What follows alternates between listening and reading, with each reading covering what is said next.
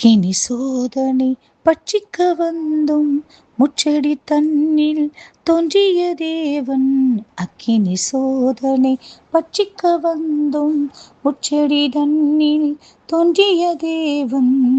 முன் சென்றாரே அவனல்லவர், அவர் கிருபை என்றும் உள்ளது. முன் சென்றாரே அவனல்லவர், அவர் கிருபை என்றும் உள்ளது. தேவ கிருபை என்றும் உள்ளது, அவர் கிருபை என்றும் உள்ளது. அவரை போற்றி. கர்த்தருடைய பரிசுத்த நாமத்திற்கு ஸ்தோத்திரம். ஏசாயாவின் புஸ்தகம் 43வது அதிகாரம் 2வது வசனம். நீ தண்ணீர்களை கடக்கும்போது நான் உன்னோடு இருப்பேன்.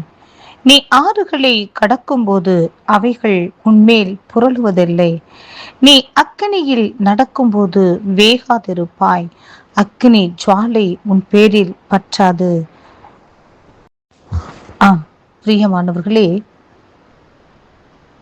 நீங்கள் அக்கினியில் நடக்கும்போது வேகாதிருப்பீர்கள். ஆம், அக்கினி ஜுவாலை உங்கள் பேரில் பற்றாது. பிரியமானவர்களே, அக்கினி போன்ற சோதனையின் நடுவில் நீங்கள் நடந்து வருகிறீர்களா? அக்கினி போன்ற வேதனையின் மத்தியில் நீங்கள் கண்ணீரோடு, வேதனையோடு, துக்கத்தோடு கடந்து வருகிறீர்களா? கர்த்தர் உங்களை பார்த்து சொல்கின்றார், ஆம், அக்கினி உங்களை பட்சிக்காது.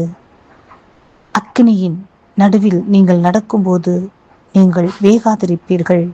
பிரியமானவர்களே, சாத்ராக், மேஷாக், ஆபேத்நேகோவை அக்கினி பட்சிக்கும்படி நினைத்த போதிலும் அக்கினி அவர்களை பட்சிக்க முடியவில்லை.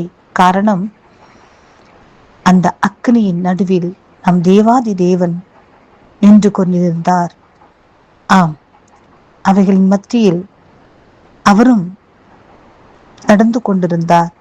ஆம் பிரியமானவர்களே, நீங்கள் அக்கினி போன்ற சோதனையின் நடுவில் நடந்து வரும்போது உங்களோடு கூட கர்த்தர் நடந்து வருகிறார், கடந்து வருகிறார் என்று தைரியத்தோடு, விசுவாசத்தோடு நில்லுங்கள்.